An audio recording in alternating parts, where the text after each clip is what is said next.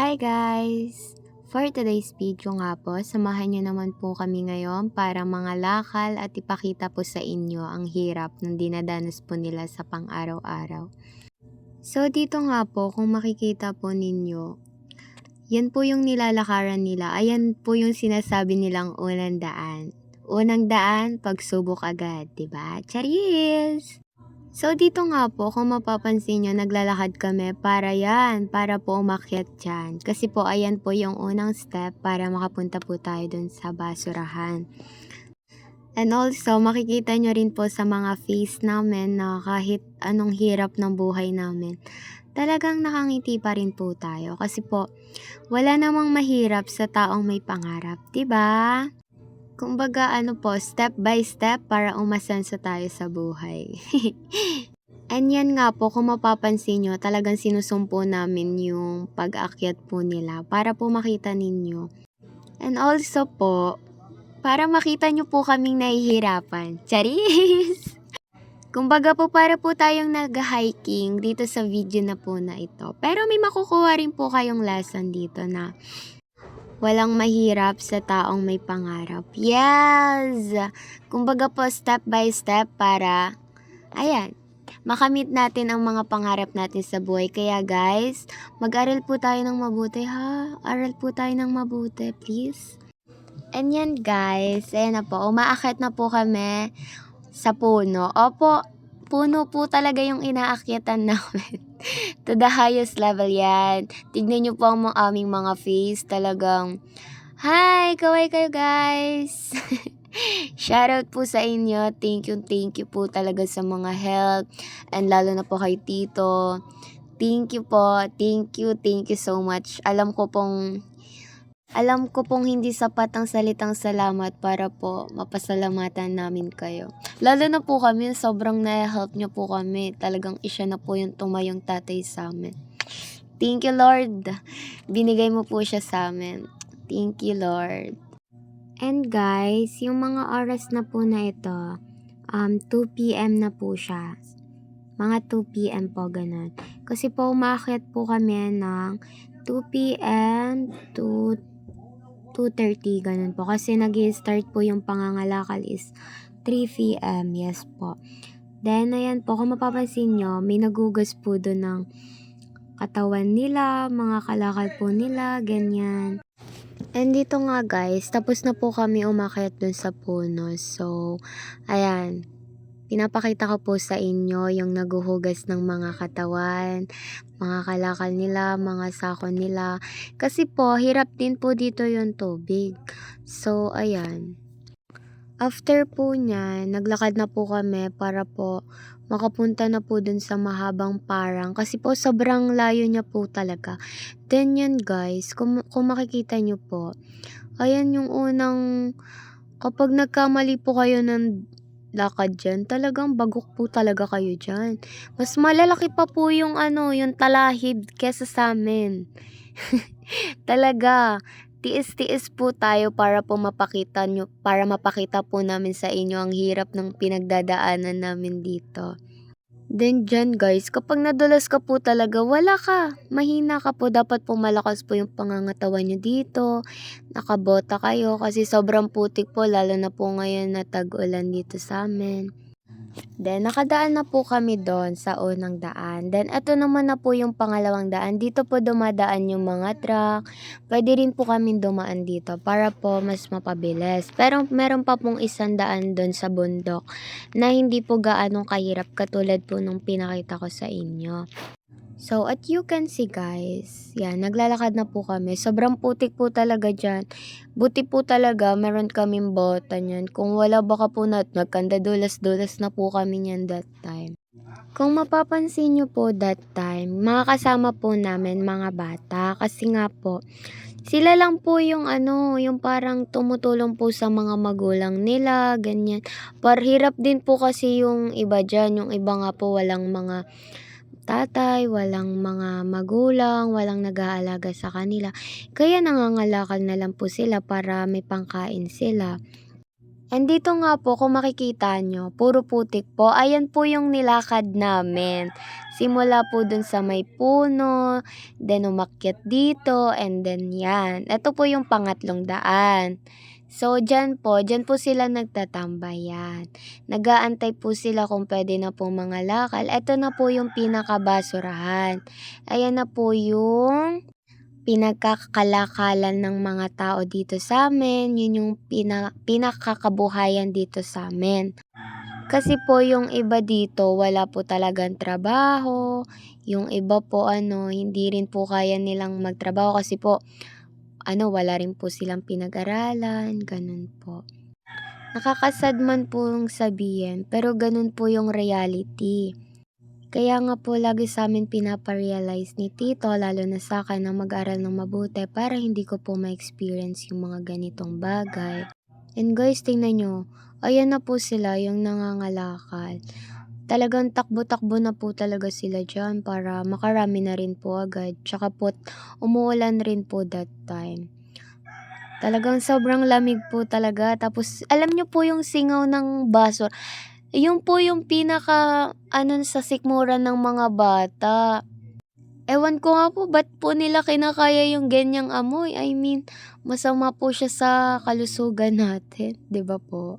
And dito guys, si ate ng damit. So, pinagpilian ko po kasi mahal po yung mga damit ngayon eh. Talagang hindi po talaga natin kaya bumili. Eh dito po libre lang. May magagandang damit ka pa, wala ka pang kapareho, 'di ba? Laba-laba lang 'yan. No need na bumili kasi sayang pera. Yan guys, pili-pili lang po tayo. Parang nasa ukayan po tayo. Then po dyan, sobrang nag-enjoy po ako sa pamimili kasi nga po, nakakakita ko ng magagandang damit. Talagang nag-heart-heart yung mata ko. Na-appreciate ko na yung mga ganyang damit.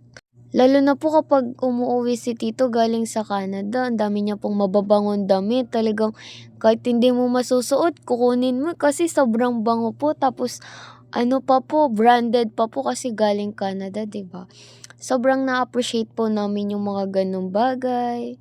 Kapag nga po nagbibigay si Tito ng chocolate, talagang 1 minute pa lang po talaga sa amin, ubos na po.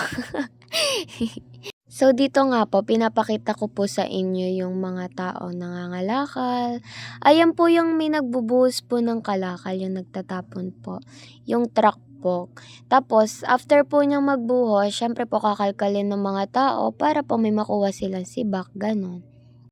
And kung mapapansin nyo po, yan, mga bata po talaga yung nangangalakal dyan. Kasi po yung iba, pag nakakabenta po sila, ayun po yung ginagawang baon. Minsan po yung iba, yun po yung pinambibili ng bigas. Kaya sobrang laking tulong na rin po namin na merong kalakal dito sa amin, tapunan ng basura. Kasi po marami po silang nakukuha dyan. Lalo na po kami, marami pong damit. Tapos po yung sibak dito, yung kilo, 12 pesos po. Tapos po yung lata, 7 pesos. Tapos po yung bakal, 10 pesos. Tapos po yung inkan, 55 pesos po. Yun po yung malaki. Then, yung alum naman po, ayun po yung 60. Ayun po yung pinakamahal. Yung nasa Sprite po, yung parang po siya, magaan po siya na nandun sa mga Coke. Yung nabibili po sa 7-Eleven, kahit 10 store. Ayun po siya, yung parang bakal po siya na magaan, ganun po. Nakalagay po siya sa Coke, Sprite, Royal, ganun. Kaya po, mag-ipon po kayo nun kasi po malaki po siya, malaki yung benta sa kanya, ganun. And dito guys, kung makikita nyo, talagang kanya-kanya na po talaga silang pangangalakal yan oh. 'Di ba? Ang bibilis po nilang mangalakal. Tapos po yung bulldozer, binubuldos niya po yung mga kalakal. Tapos what if po merong diyan madaganan na tao diyan, mga bata. Tas ang bilis niya pa po magpatakbo, talagang yumayanig po yung lupa diyan, talagang matatakot ka if ever nandiyan ka. Talagang mapapasabi ka na, Lord, gabayan mo po kami at mapapa-sign of the cross ka na lang po talaga. Sa sobrang bilis po niyan, pati po dibdib nyo talagang kakabog kapag yan ang dumaan. 'Di ba? Tapos dito nga po nagkakagulo sila kasi nga may tapon ng McDo. Ayan po yung pinakamaraming siba kasi po mga ano po yan sila mga galon po yung laman niya, yung lagay ng mga ketchup, ganun, mga mantika. Then ayan po yung ate ko nangangalakal po siya, yan. Talagang nakaisang sako rin po ata siya diyan sa pangangalakal niya. 'Di ba naka-smile pa rin sa kahit anong hirap na sitwasyon. Kailangan mong ngitian lahat ng hirap, lahat ng pagsubok sa buhay, kailangan mong ngitian 'yan.